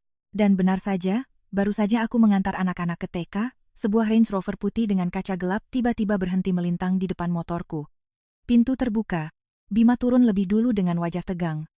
Di belakangnya, seorang wanita berumur 30-an. Kurus, tapi berbalut barang mewah dari ujung rambut sampai ujung kaki. Wajahnya dipoles riasan tebal, menyembunyikan kekejaman di balik kacamata hitam besar. Itulah Sandra. Di sudut jalan itu, Bu Sumi, si penjual es teh kembali menjadi saksi. Ya, Gusti, pagi-pagi buta sudah ribut. Mobil putih gede itu nyegat motornya si Kirana. Turun cowok ganteng yang kemarin, tapi sekarang sama istrinya. Enggak usah dikenalin, lihat gayanya yang angkuh, dagu diangkat ke langit. Saya sudah tahu itu orang kaya sombong. Dia buka kacamata, melototin si Kirana kayak lihat kuman. Tapi si Kirana ini anehnya tenang banget, dia standar motornya. Buka helm, lipat tangan natap mereka berdua. Auranya itu sumpah ngalahin si ibu-ibu pakai barang mahal itu. Seperti yang digambarkan Bu Sumi, aku tidak panik. Aku dengan tenang mematikan mesin motor, melipat tangan, menunggu drama, apa yang akan mereka mainkan. Jadi ini Kirana dilihat langsung ternyata lebih menyedihkan daripada di foto detektif. Seorang wanita yang punya harga diri setelah dibuang suami 5 tahun lalu, seharusnya tahu diri bersembunyi di pojokan mana ini. Malah berani menampakkan muka, membawa 2 anak haram itu ke hadapan suamiku untuk cari masalah. Kau tidak punya malu, ya? Suara Sandra melengking, sengaja dikeraskan agar orang yang lewat mendengar. Ia ingin menggunakan tekanan publik, membuatku terlihat seperti perebut suami orang yang menggunakan anak untuk memeras. Bima menarik lengan istrinya. Sandra, pelankan suaramu. Banyak orang. Kita bicara di kafe saja. Ia menoleh padaku. Kirana, bisa kita bicara sebentar? Kita harus selesaikan ini. Selesaikan. Aku tersenyum sinis, menatap kafe sepi di seberang jalan, lalu melangkah ke sana. Di dalam kafe, Sandra tidak memesan minum. Ia membanting tas Hermesnya ke meja, mengeluarkan setumpuk dokumen dan melemparkannya padaku. Aku pebisnis, tidak suka bertele-tele. Ini surat permintaan tes DNA di Rumah Sakit Internasional pilihan keluargaku. Aku tidak percaya 2 anak sialan itu anak Bima. Orang licik sepertimu tahu Bima sekarang direktur utama pasti memungut anak entah dari mana. Lalu operasi plastik agar mirip suamiku untuk memeras. Kan, kalau berani, besok bawa mereka ke rumah sakit untuk diambil sampelnya. Aku menatap dokumen itu lalu menoleh ke Bima. Ia menunduk tak berani menatapku. Jadi begini caranya ia menjelaskan pada istrinya. Ia pengecut tak berani mengakui telah menelantarkan istri yang hamil kembar. Ia melempar semua kesalahan padaku, membuatku menjadi penipu demi menjaga citra baiknya. Aku tertawa. Suara tawa yang dingin menggema di kafe. Bima, kau benar-benar membuatku takyub. Dulu kukira kau hanya gila harta. Ternyata sekarang kau berevolusi menjadi pengecut, bersembunyi di balik rok istrimu, tak berani mengakui darah dagingmu sendiri. Operasi plastik anak 5 tahun untuk memeras, Bu Sandra, imajinasi Anda luar biasa. Kebanyakan nonton sinetron ya, diam. Berani tes, atau tidak, katakan saja. Kalau tidak berani, berarti kau bersalah. Aku akan langsung panggil polisi untuk menangkapmu atas tuduhan penipuan dan pemerasan. Sandra menggeram. Aku dengan tenang mengambil surat itu. Aku tahu, apapun yang kukatakan, orang penuh curiga seperti Sandra tidak akan percaya sampai ada kertas berstempel merah. Dan sejujurnya aku juga menginginkan kertas itu bukan untuk memeras, tapi sebagai senjata pamungkas untuk mengunci semua rencana busuk mereka. Aku menatap Sandra. Baik, saya setuju. Tes DNA. Kau benar-benar setuju? Bima mengangkat kepalanya, matanya memancarkan kilat aneh. Entah senang atau takut, Sandra tersenyum puas. Ia pikir aku sudah terpojok. Ya, saya setuju. Tapi ada satu syarat. Syarat kau mau minta berapa? 1 miliar, 2 miliar. Keluargaku tidak kekurangan uang, tapi memberi sebesar pun pada wanita sepertimu membuat tanganku kotor. Aku mengangkat satu jari telunjuk, menggoyangkannya. Saya tidak butuh uang sebesar pun dari keluarga Anda. Syarat saya sederhana. Setelah hasil tes, DNA membuktikan 99,99% anak-anak itu adalah anak kandung Bima. Kalian berdua harus menandatangani surat perjanjian hukum di hadapan notaris pilihan saya. Isinya, Bima secara sukarela melepaskan semua hak sebagai ayah, selamanya tidak boleh menuntut hak asuh, mendekati, atau mengganggu kehidupan kami dalam bentuk apapun. Jika melanggar, ia harus membayar ganti rugi kehormatan pada saya dengan seluruh saham yang ia miliki di grup Anda. Berani bertaruh, Bu pengusaha? Suasana di kafe membeku. Sandra terbelalak, tak menyangka langkahku. Biasanya wanita yang punya anak dengan orang kaya akan mati-matian menuntut pengakuan dan harta. Aku justru menggunakan tes DNA untuk memutus hak Bima sekaligus mengancam aset Sandra. Kirana jangan keterlaluan. Bagaimanapun mereka darah dagingku, bentak Bima. Tapi Sandra langsung menatap tajam suaminya. Bagi Sandra, Bima punya anak di luar adalah aib. Jika benar, ia justru ingin menyingkirkan mereka sejauh mungkin agar tidak ada yang mengusik hartanya. Aku setuju. Jika hasilnya positif, aku sendiri yang akan membawa surat perjanjian itu untuk kau tanda tangani. Aku malah senang kau tahu diri dan membawa dua anak sialan itu enyah dari keluarga kami. Tapi jika hasilnya kau menipu, bersiaplah membusuk di penjara. Besok jam 9 pagi di RSPI, suamiku akan menunggumu di sana. Sandra berdiri memberi isyarat pada Bima untuk mengikutinya. Bima ragu-ragu menatapku, lalu dengan patuh mengikuti istri berkuasanya. Aku menyesap kopi hitam tanpa gula yang pahit, tapi sisa rasa di tenggorokanku anehnya terasa manis. Taruhan telah dipasang. Sandra pikir ia memegang kendali. Tapi ia tidak tahu bahwa hasil tes DNA besok akan menjadi pemicu ledakan yang meruntuhkan seluruh kerajaannya. Karena di dunia bisnis bawah tanah, aku bukan ibu tunggal miskin. Aku adalah orang yang memegang nyawa mereka. 5 tahun lalu saat aku menyeret koper keluar dari kamar kos. Di kantongku hanya ada 2 juta kemiskinan, penghinaan, dan pengkhianatan telah memberiku pelajaran berdarah. Di dunia ini, pria bisa mengkhianatimu, cinta bisa mengkhianatimu, tapi uang yang kau hasilkan sendiri tidak akan pernah meninggalkanmu. Selama hamil kembar, aku hidup seperti binatang liar yang berjuang bertahan hidup. Aku menerima pekerjaan laporan pajak dari 5-6 perusahaan sekaligus. Aku bekerja siang malam, mata panda, perut membuncit, tapi tangan tak berhenti mengetik. Berkat kecerdasan dan gelar sarjana ekonomi, aku perlahan mendapat kepercayaan. Setelah melahirkan, aku tidak berhenti. Satu tangan menggendong anak, satu tangan membuat susu. Aku sambil belajar pasar saham dan investasi properti. Usahaku membuahkan hasil. Investasiku berlipat ganda. Aku tidak membeli barang mewah. Aku menggunakan seluruh uang itu melalui seorang kakak kelas yang sangat baik bernama Bayu, seorang pengacara sekaligus ahli finansial untuk mendirikan Nusantara Materials, sebuah perusahaan pemasok bahan bangunan kelas atas. Aku tetap anonim, hanya sebagai pemegang saham terbesar 40% menyerahkan posisi direktur pada Mas Bayu. Di mata orang luar, aku tetap seorang manajer kecil yang tinggal di apartemen cicilan. Penyamaran sempurna itu memberi kami kehidupan yang tenang, dan ironisnya roda takdir berputar. Grup Jaya Abadi tempat Bima bekerja saat ini sedang mengerjakan proyek mega resor dan pemasok tunggal marmer impor yang memegang kendali proyek itu adalah Nusantara Materials. Untuk mendapatkan kontrak ini, Bima telah mempertaruhkan jabatan dan kehormatannya pada dewan direksi keluarga istrinya. Jika Nusantara Materials memutus pasokan, proyek akan mangkrak. Denda keterlambatan akan mencapai ratusan miliar. Jaya Abadi akan goyah, dan Bima akan langsung ditendang oleh ayah mertuanya. Malam sebelum tes DNA, aku menelepon Mas Bayu. Mas Bayu, proyek dengan Jaya Abadi bagaimana? Halo, Bu Presiden Direktur Bayangan. Kiriman marmer tahap pertama sudah siap di pelabuhan. Besok mereka mau kirim perwakilan untuk serah terima dan transfer sisa pembayaran. Kenapa tiba-tiba tanya detail? Aku memutar pulpen. Mas, jangan kirim dulu. Bekukan pengiriman itu di pelabuhan. Bekukan, Kirana, kau bercanda. Kontrak sudah ditandatangani, kita bisa dituntut. Apa rencanamu? Suaraku menjadi dingin. Aku tidak bercanda. Aktifkan klausul force majeure di halaman 15 kontrak. Kita punya hak menunda pengiriman maksimal 15 hari untuk evaluasi ulang harga. Selama 15 hari itu, aku mau Mas sebar rumor bahwa Nusantara Material sedang mempertimbangkan menjual kiriman ini ke kompetitor Jaya Abadi dengan harga 20% lebih tinggi. Kirana, kau mau menghancurkan Jaya Abadi? Proyek mereka sedang genting. Bima, direktur mereka akan tamat kariernya. Sudut bibirku terangkat kejam. Itu yang aku mau Mas. Aku mau Bima terpojok. Aku mau dia merasakan semua yang ia puja hancur di depan matanya. Lakukan saja. Semua kerugian akan saya tanggung pribadi. Siapkan suratnya, tunggu aba-aba dariku besok, lalu kirim faksimile darurat ke Jaya Abadi. Baiklah, aku tidak tahu masalahmu dengan Bima. Tapi berurusan dengan ibu dua anak berdarah dingin sepertimu, tamatlah riwayatnya. Aku menutup telepon. Aku tidak pernah pendendam. Jika Bima tidak mengusik kami, aku akan membiarkan masa lalu terkubur. Tapi ia serakah dan istrinya Sandra telah menghina kami dengan keji. Aku membuka laci terkunci, mengeluarkan secari kertas usang. Surat cerai 5 tahun lalu. Masih ada bekas tanda tanganku dan noda air hujan malam itu. Bima, kau menghargai masa muda dan kehormatanku dengan 500 juta. Besok aku akan menggunakan hasil tes DNA dan kontrak Nusantara Materials untuk menunjukkan padamu harga dari sebuah pengkhianatan jauh lebih mahal dari 500 jutamu. Aku melipat kertas itu, memasukkannya ke dalam tas. Pertarungan sesungguhnya baru saja akan dimulai pukul 09.00 pagi di ruang VIP Laboratorium Genetika RSPI.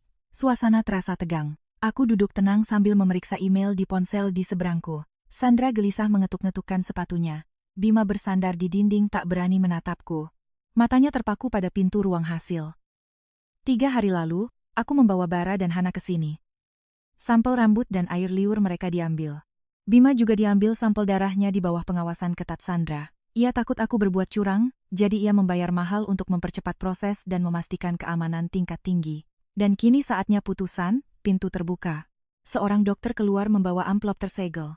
Sandra langsung menyambarnya, merobeknya dengan gemetar. Ia membaca baris kesimpulan akhir. Aku tetap duduk tenang. Aku tidak perlu melihat kertas itu. Aku hanya perlu melihat perubahan di wajah Sandra. Seketika wajah Sandra pucat pasi, matanya terbelalak menatap angka yang tercetak tebal, bibirnya bergetar. Sandra, bagaimana hasilnya? Apa? Apa itu benar? Bima mendekat. Plak, sebuah tamparan keras mendarat di wajah Bima. Kacamata Bima terlempar dan pecah. 5 bekas jari merah tercetak jelas di pipi sang direktur. Bangsat, penipu, kau berani membohongiku? Kau bilang pernikahanmu dulu hanya sebentar. Tidak punya anak, tidak ada ikatan. Lalu angka 99,99% hubungan darah ayah anak ini apa? Hah? Kau meninggalkan 2 anak di luar agar ibunya bisa datang memeras keluargaku, mencoreng mukaku? Sandra meraung, melemparkan hasil tes itu ke wajah Bima. Bima memegangi pipinya, membeku karena malu di hadapan mantan istrinya. Aku perlahan berdiri, memungut hasil tes itu dari lantai. Aku memasukkannya ke dalam tasku. Bu Sandra, Anda salah sasaran. Dia tidak membohongi Anda soal punya anak. Dia hanya terlalu pengecut untuk mengakui telah membuang kami saat saya baru hamil demi bisa menikah dengan Anda. Anda pikir Anda mendapatkan berlian? Ternyata Anda memungut sampah tak tahu malu. Sekarang kebenaran sudah jelas. Hasil ini bukan untuk memeras, tapi untuk memenuhi perjanjian kita. Aku mengeluarkan surat perjanjian hukum yang sudah disiapkan, meletakkannya di meja, baca dan tanda tangani. Bima secara sukarela melepaskan hak sebagai ayah. Bu Sandra, Anda tidak mau harta keluarga Anda berkurang, kan? Anda tidak mau melihat wajah 2 anak ini, kan? Kalau begitu, suruh suami Anda tanda tangan. Sandra terengah-engah. Ia menatap surat itu lalu menunjuk Bima. Tanda tangani sekarang juga. Lepaskan 2 anak sialan itu. Kalau tidak, aku akan telepon papa untuk memecatmu. Aku akan mengusirmu dari rumah tanpa sebesar pun. Tekanan itu membuat Bima terpojok. Ia menatapku, memohon, Kirana, jangan paksa aku, mereka darah dagingku. Kau minta uang berapapun akan kuberikan, tapi jangan paksa aku menandatangani ini. Aku mendekat menatapnya dengan dingin. Darah daging. Saat kau mengusirku di tengah hujan, apa kau ingat kata itu? Saat kau menuduhku memungut anak untuk memeras, apa kau ingat kata itu? Jangan bersandiwara lagi, Bima. Kau tidak menyayangi anak-anak, kau hanya menyayangi gengsimu. Ambil pulpen dan tanda tangani, kesabaranku ada batasnya. Di bawah paksaan Sandra, tangan yang dulu tega membuang hasil USG itu kini gemetar menandatangani surat perjanjian. Begitu selesai, aku langsung mengambil surat itu dan memasukkannya ke tasku. Sudah selesai kan? Ambil surat itu dan enyah dari sini, kata Sandra kembali angkuh. Ia mengeluarkan buku cek, menulis sesuatu, merobeknya, dan melemparkannya padaku. Selembar cek senilai 500 juta jatuh ke lantai. Ini uang untuk membeli diamu. Ambil dan ubah nasibmu. Wanita miskin sepertimu pasti seumur hidup belum pernah melihat uang sebanyak ini. Aku menatap cek di lantai lalu tertawa. Aku tidak membungkuk untuk mengambilnya. Aku mengangkat hak sepatuku yang runcing, menginjak cek itu, menggesek-geseknya hingga sobek. Bu Sandra, sudah kubilang uang Anda kotor, saya tidak sudi. Simpan saja untuk membeli obat penenang. Karena beberapa hari ke depan keluarga Anda akan sangat membutuhkannya. Aku berbalik dan berjalan keluar, meninggalkan Sandra yang membeku karena keterkejutan dan Bima yang tertunduk malu. Begitu keluar dari rumah sakit, ponselku bergetar. Pesan dari Mas Bayu. Faksimile penghentian pasokan marmer sudah dikirim ke grup Jaya Abadi. Mereka sekarang panik. Ketua Dewan Direksi mereka sedang mencari siapa pemilik Nusantara Materials. Aku mendongak menatap langit Jakarta yang biru. Permainan selesai. Surat perlindungan untuk anak-anakku sudah di tangan. Sekarang saatnya kartu AS yang sesungguhnya dibuka. Babak balas dendam termanis dimulai. Meninggalkan rumah sakit dengan surat perjanjian di tangan, aku merasa beban yang menindihku selama 5 tahun akhirnya terangkat. Bara dan Hana selamanya milikku. Tak ada yang bisa menggunakan ikatan darah kotor itu untuk merebut mereka. Namun, aku tahu Bima dan Sandra tidak akan tinggal diam. Mereka akan membalas dan aku sudah siap dengan perisai finansial yang kokoh. Benar saja, 2 hari kemudian badai menerpa kantorku. Rabu pagi, aku baru saja tiba saat Burina, manajer HRD yang juga kakak kelasku berlari masuk dengan wajah pucat. Kirana, kamu ada masalah dengan orang besar ya? Pagi ini perwakilan grup Jaya Abadi menelepon langsung ke CEO kita. Mereka mengancam akan menarik semua dana sponsor senilai 5 miliar untuk acara akhir tahun kita. Mereka juga menekan semua mitra besar untuk memboikot perusahaan kita. Kecuali Burina menatapku dengan ragu.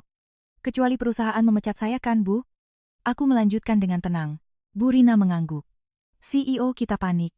Beliau menyuruh saya memanggilmu untuk proses PHK. Kirana, Ibu tahu kamu kompeten, tapi kekuatan Jaya Abadi terlalu besar. Sebenarnya ada apa? Tidak apa-apa, Bu. Aku tersenyum. Ini masalah pribadi. Mereka mau menekan saya agar berlutut, tapi mereka salah. Ibu proses saja suratnya. Saya tidak mau menyulitkan perusahaan. Keluar dari kantor dengan kardus berisi barang-barangku, aku tidak sedih, justru aku merasa lucu. Sandra benar-benar picik. Ia pikir dengan memutus sumber penghasilanku, aku akan hancur. Ia tidak tahu pekerjaan ini hanyalah kedokku. Begitu aku masuk taksi, telepon berdering. Nomor tak dikenal. Sudah kuduga siapa? Bagaimana Kirana? Sudah terima surat PHK? Suara Sandra terdengar penuh kemenangan. Sudah ku bilang melawan keluargaku di Jakarta ini sama saja bunuh diri. Ibu tunggal pengangguran. Sebentar lagi kau akan dililitang. Mau ku beri sedikit sedekah? Aku bersandar di kursi taksi. Suaraku datar. Bu Sandra, Anda santai sekali ya. Suami Anda sedang dikejar-kejar Dewan Direksi karena proyeknya mangkrak dan Anda masih sempat mengurusi pekerjaan saya. Urusi saja kursi jabatan suami Anda. Urusan perusahaanku bukan urusanmu, perempuan rendahan. Sandra sedikit terkejut tapi tetap angkuh. Masalah kecil itu, ayahku tinggal jentikan jari juga selesai. Aku hanya mau kau merasakan penderitaan. Kalau kau pintar, serahkan hak asuh 2 anak sialan itu pada Bima lalu enyah dari kota ini. Keluarga kami akan merawat mereka seperti anjing peliharaan. Lebih baik daripada mati kelaparan bersamamu. Jadi ini tujuan akhirnya. Di depan menandatangani surat pelepasan hak, di belakang menggunakan kekuasaan untuk memaksaku menyerahkan anak. Rencana yang licik. Aku menggenggam erat telepon. Bu Sandra, Anda terlalu percaya diri. Ayah Anda menjentikan 10 jarinya pun tidak akan bisa menyelesaikan masalah Jaya Abadi kali ini. Jaga baik-baik kursi suami Anda. Karena besok Anda sendiri yang akan berlutut meminta maaf pada perempuan rendahan ini. Aku mematikan telepon. Taksi berhenti di depan sebuah gedung perkantoran mewah di pusat kota. Ini adalah kantor pusat Nusantara Materials. Aku turun membuang kardus berisi barang-barang lama ke tempat sampah. Kedok sebagai pegawai rendahan sudah saatnya dilepas. Mulai detik ini aku adalah Kirana Anjani, Ketua Dewan Direksi Bayangan Nusantara Materials, orang yang memegang leher grup Jaya Abadi. Di lantai 30, Mas Bayu sudah menunggu. Melihatku datang dengan setelan kerja putih yang berwibawa, ia tersenyum. Selamat datang, Bu Ketua. Perwakilan Jaya Abadi sudah menunggu 2 jam. Mereka seperti cacing kepanasan. Bima menelepon saya terus minta bertemu pimpinan tertinggi kita. Aku duduk di kursi kebesaranku, menatap pemandangan kota. Biarkan mereka menunggu 1 jam lagi, Mas. Biar kesombongan mereka hancur lebur. Setelah itu, bawa Bima masuk ke sini sendirian. 1 jam kemudian, pintu terbuka. Bima masuk, tampak mengenaskan. Jas kusut, dasi longgar, mata panda, wajah pucat. Tekanan dari ayah mertua dan ancaman kebangkrutan telah mengikis habis kesombongannya. Ia menunduk mendekati mejahku. Selamat siang, Bu Ketua. Saya Bima, Direktur Utama Grup Jaya Abadi. Saya kesini mewakili grup untuk memohon agar Ibu mempertimbangkan kembali penghentian pasokan. Kami bersedia menaikkan harga 10%. Bima perlahan mengangkat kepalanya. Saat matanya bertemu dengan wajahku yang duduk santai di balik meja mahoni raksasa, suaranya tercekat. Pupil matanya mengerut. Ia mundur, tersandung dan jatuh terduduk di kursi tamu. Mulutnya ternganga, tangannya menunjuk gemetar ke arahku. Kirana, kenapa? Kenapa kau di sini? Kau jadi office girl di sini? Tidak, tidak mungkin. Ia masih berpegang pada ilusi bodohnya. Aku tersenyum, senyum yang cerah tapi dingin menusuk tulang. Aku perlahan berdiri. Pak Direktur Bima, lihat baik-baik papan nama di meja ini. Bima melirik ke bawah. Papan nama kuningan itu terukir jelas. Kirana Anjani, Ketua Dewan Direksi. Kaki Bima lemas. Ia merosot di kursinya. Wajahnya dipenuhi ekspresi terkejut, ngeri, dan malu. Topeng miliarder pemberian keluarga istrinya luruh tak bersisa di hadapan wanita yang pernah ia buang karena miskin. Terkejut, kan? Orang yang kau ejek tidak bisa mendapatkan tangkapan yang lebih baik. Orang yang pagi ini dipecat karena ulah istrimu ternyata adalah orang yang memegang nasib kariermu. Kontrak hidup mati jaya abadi ada di tangan ibu dari 2 anak yang baru saja kau tanda tangani surat pelepasan haknya. Bima, kau melakukan semua ini. Kau membangun perusahaan ini untuk membalas dendam padaku. Kirana, kau sudah gila. Dari mana kau dapat uang sebanyak ini? Bima tergagap. Keringat membanjir. Membalas dendam padamu. Aku tertawa sinis. Kau terlalu menganggap dirimu penting. Aku bekerja. Aku mencari uang untuk membesarkan 2 anak yang kau buang untuk melindungi mereka dari orang-orang hina sepertimu dan istrimu. Jaya Abadi terjerat kontrak Nusantara Materials hanya karena kalian serakah dan tidak kompeten. Makanya bergantung padaku. Bima tiba-tiba menerjang ke depan, memegangi pinggir mejaku. Matanya memerah. Suaranya berubah dari kaget menjadi memelas. Kirana, demi 7 tahun pernikahan, demi aku adalah ayah dari Bara dan Hana, tolong aku kali ini. Jika Jaya Abadi bangkrut, ayah mertuaku akan membunuhku. Sandra akan mengusirku tanpa sepeser pun. Aku akan kehilangan segalanya. Kirana, tolong kirimkan marmer itu. Aku janji akan menebus kesalahanku padamu dan anak-anak. Melihat pria yang berlutut di depanku, aku merasa mual. Pengecut, saat punya uang, ia menginjak-injak dan mau merebut anak. Saat terpojok, ia berlutut mengemis belas kasihan. Aku menyentakkan tangannya dari mejaku. Ikatan pernikahan kita sudah mati malam saat kau melemparkan 500 juta ke wajahku. Ayah Bara dan Hana, surat perjanjian yang kau tanda tangani masih ada di berangkasku. Saat istrimu menghina dan membuatku dipecat, kau di mana? Kau diam 1000 bahasa karena takut kehilangan jabatan dan uang. Sekarang dengan kapasitas, apa kau memohon padaku? Aku menekan interkom memanggil Mas Bayu. Mas bawa masuk kontrak Jaya Abadi. Mas Bayu masuk meletakkan dokumen tebal di meja. Aku mengambil pulpen emasku dengan dingin membuat tanda silang besar di halaman pertama. Pemberitahuan resmi Nusantara Materials, secara sepihak membatalkan kontrak dengan grup Jaya Abadi. Semua denda akan kami bayar sesuai klausul. Kiriman di pelabuhan akan segera dialihkan ke grup mahakarya kompetitor terbesar kalian. Mendengar vonis matinya, Bima berteriak melompat ke arahku seperti binatang gila. Tapi Mas Bayu dengan cepat menghalanginya memanggil satpam untuk menyeret direktur yang malang itu keluar dari ruanganku. Teriakan Bima perlahan hilang di balik pintu lift. Aku berdiri di dekat jendela kaca, menatap lalu lintas yang terlihat seperti semut di bawah sana. Kudeta telah selesai. Siang itu rilis pers dari Nusantara Materials membuat geger dunia bisnis. Saham Jaya Abadi anjlok menguap ribuan triliun hanya dalam 1 sore dan yang harus bertanggung jawab adalah Bima. Kabar burung menyebutkan rapat darurat Jaya Abadi sore itu berubah menjadi ajang penghakiman. Ayah Sandra marah besar memecat Bima saat itu juga dan memerintahkan audit untuk mencari kesalahannya sebagai kambing hitam. Tapi tragedi terbesar Bima terjadi di rumah. Malam itu saat aku sedang bermain Lego dengan anak-anak, teleponku berdering lagi. Nomor Sandra, tapi suaranya tidak lagi angkuh. Aku mengangkat telepon, menyalakan loudspeaker. Kirana, kau menipuku. Kau ketua Nusantara Materials, kenapa kau tidak bilang? Suara Sandra tercekat, penuh tangis, amarah, dan ketakutan. Bu Sandra, kapan saya menipu Anda? Saya selalu berdiri di atas kaki saya sendiri. Hanya saja kesombongan Anda yang membuat mata Anda buta. Pagi tadi Anda masih mau saya berlutut menyerahkan anak-anak saya, kan? Sekarang keluarga Anda yang hancur karena keangkuhan Anda dan kebodohan suami Anda. Aku mohon Kirana, aku mohon maafkan aku. Minta uang berapapun akan kuberikan. Tolong jangan hancurkan Jaya Abadi. Papa kena serangan jantung masuk rumah sakit dan Bima bajingan itu sudah kuusir dari rumah. Aku sudah memaksanya menandatangani surat cerai. Tolong. Kirana. Tarik kembali keputusanmu. Aku berlutut padamu. Sandra menangis meraung-raung. Sifat oportunisnya membuatku tertawa getir. Baru kemarin membela suami, hari ini saat kepentingan terancam, ia membuangnya tanpa ampun, persis seperti Bima membuangku dulu. Karma datang begitu cepat. Bu Sandra, bisnis adalah perang. Tidak ada tempat untuk air mata. Nusantara Material sudah menandatangani kontrak baru. Semuanya sudah final. Urusi saja keluargamu. Soal Bima diusir, itu urusan kalian.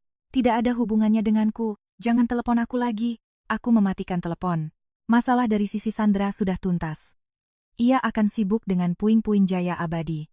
Tapi Bima, aku tahu pria yang kehilangan segalanya, dan terpojok akan melakukan satu perlawanan terakhir, dan targetnya adalah aku dan anak-anak. Bara selesai menyusun Lego menjadi sebuah istana. Ia menatapku. Bunda, apa om jahat itu sudah dihukum? Aku tersenyum mengelus kepalanya. Benar sayang. Orang jahat yang mengganggu kita pasti akan dihukum. Tidak akan ada lagi yang berani mengganggu kita. Tapi aku salah. Orang yang terpojok terkadang menjadi yang paling nekat dan tidak tahu malu. Malam itu pukul, dini hari hujan deras mengguyur Jakarta.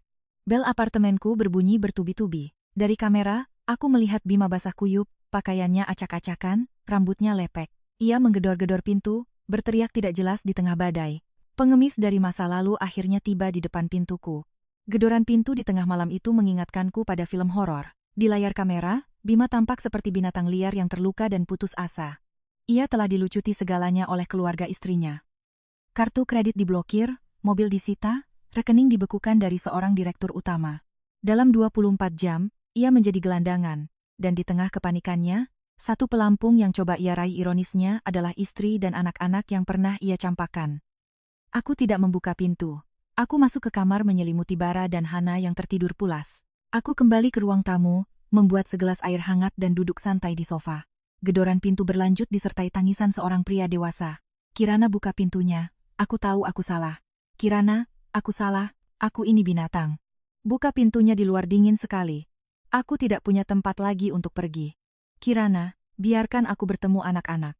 Barahana, ini papa. Papa sudah kembali. Permohonan yang menyedihkan itu terdengar dari balik pintu. Jika aku wanita lemah, mungkin aku akan luluh. Tapi rasa kasihan sudah mati sejak malam aku memeluk perut hamilku di bawah hujan 5 tahun lalu. Aku mendekati pintu tapi tidak membukanya. Dari balik lapisan baja, suaraku terdengar dingin dan tajam.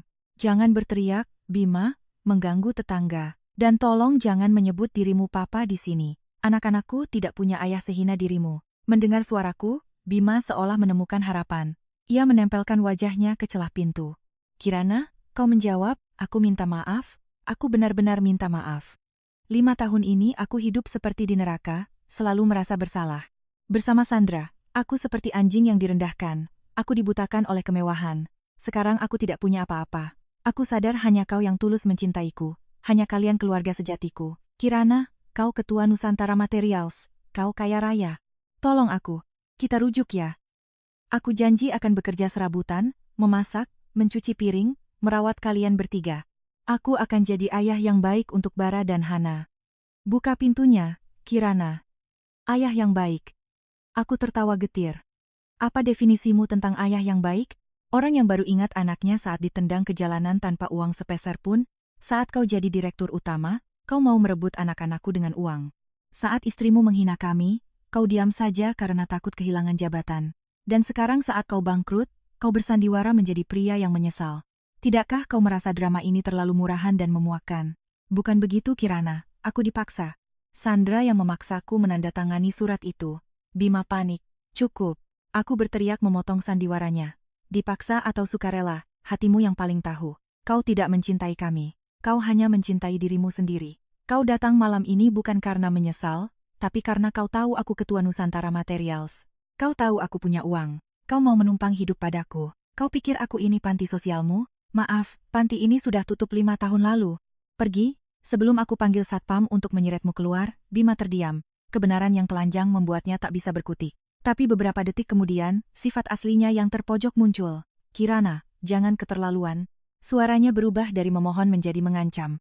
Kau sudah menghancurkanku sampai seperti ini. Kau pikir kau bisa hidup tenang? Akan kuberitahu kau secara hukum aku masih ayah mereka. Walaupun aku sudah menandatangani surat pelepasan hak, darah tetaplah darah. Kau tidak punya hak melarangku bertemu anak-anak. Besok aku akan lapor ke KPAI. Aku akan viralkan di media sosial bahwa kau ibu kejam yang memisahkan ayah dan anak. Kita lihat apa kursi ketuamu itu bisa tetap aman saat netizen menghujatmu. Ancaman Bima tidak mengejutkanku. Anjing yang terpojok selalu menggigit. Aku tersenyum menyalakan ponsel memutar ulang rekaman percakapan kami beberapa saat yang lalu. Bagus sekali. Rekaman suaramu yang menangis-nangis mengaku jadi anjing di rumah istrimu ditendang keluar, dan memohon agar aku menanggung hidupmu sudah tersimpan dengan sangat jelas. Silakan viralkan sesukamu. Aku akan posting rekaman ini. Ditambah surat pelepasan hak yang kau tanda tangani dan hasil USG 5 tahun lalu saat kau mengusirku.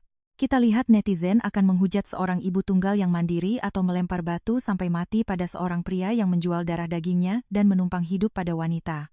Kau mau main kotor denganku kan? Baik, aku akan ladeni sampai akhir. Kita lihat siapa yang akan lebih malu di Jakarta ini. Di luar pintu tiba-tiba hening, hanya terdengar suara hujan. Aku bisa mendengar napas Bima yang terengah-engah. Lalu suara langkah kaki yang goyah menjauh dari koridor. Ia takut, ia tahu ia tidak punya senjata lagi untuk melawan wanita yang pernah ia dorong ke jurang 5 tahun lalu. Keesokan paginya saat aku membuka pintu, ada genangan air kecil di keset. Bima telah pergi meninggalkan akhir yang total bagi semua ilusi terakhirnya. 3 bulan kemudian, kehidupan kami bertiga kembali normal. Aku tidak pindah ke villa atau membeli mobil mewah. Aku tetap ibu tunggal yang mengantar anak ke TK dengan motor dan malamnya bermain Lego bersama.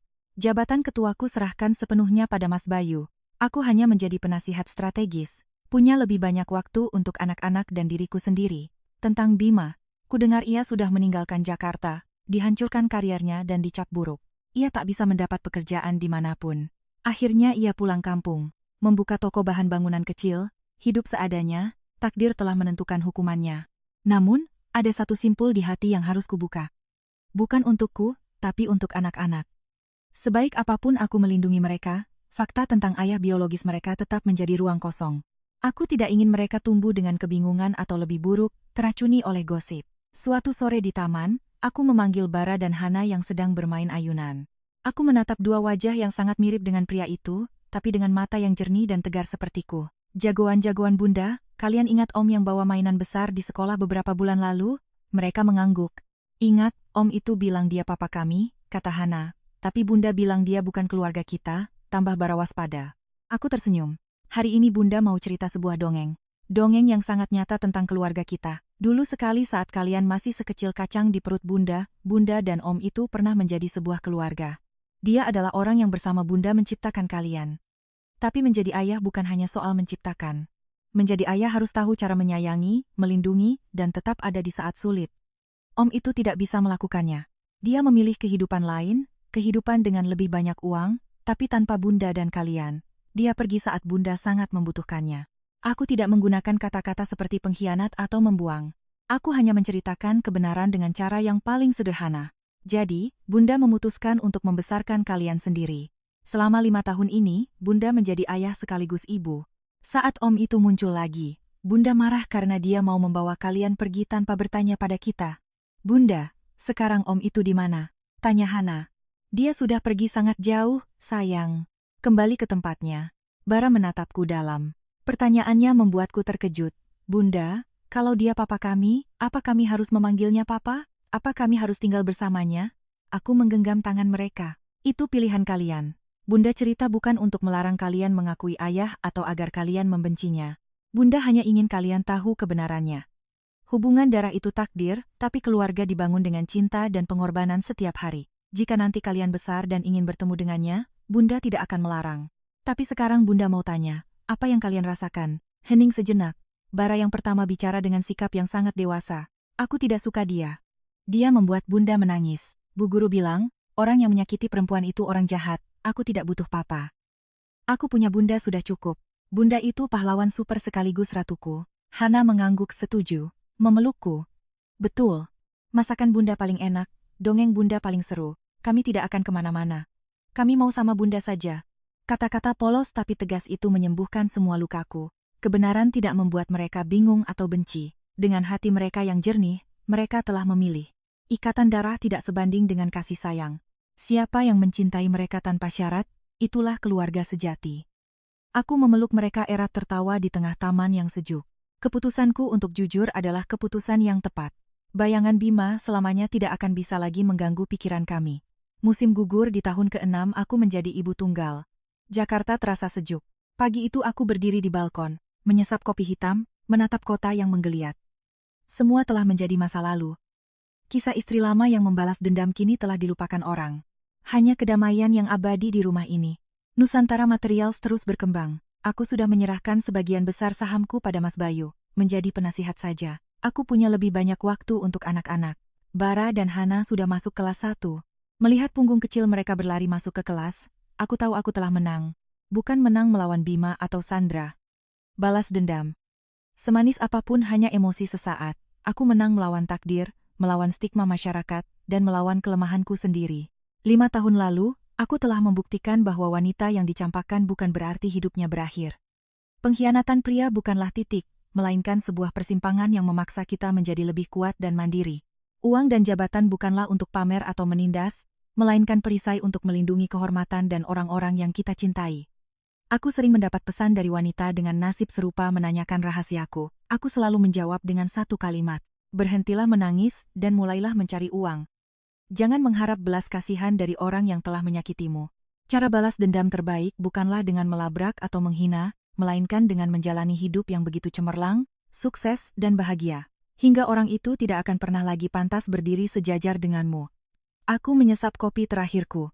Berbalik masuk ke dalam. Suara Bara dan Hana berebut buku komik terdengar riuh. Bunda, Kak Bara sembunyiin buku Putri Duyungku. Enggak, adek Hana taruh di bawah meja kok nuduh kakak. Aku tertawa mengelus kepala mereka. Sudah, jagoan-jagoan Bunda ganti baju. Ya, hari ini Bunda ajak kalian makan ayam goreng dan ke kebun binatang Ragunan lihat jerapah. Hore! Sayang Bunda.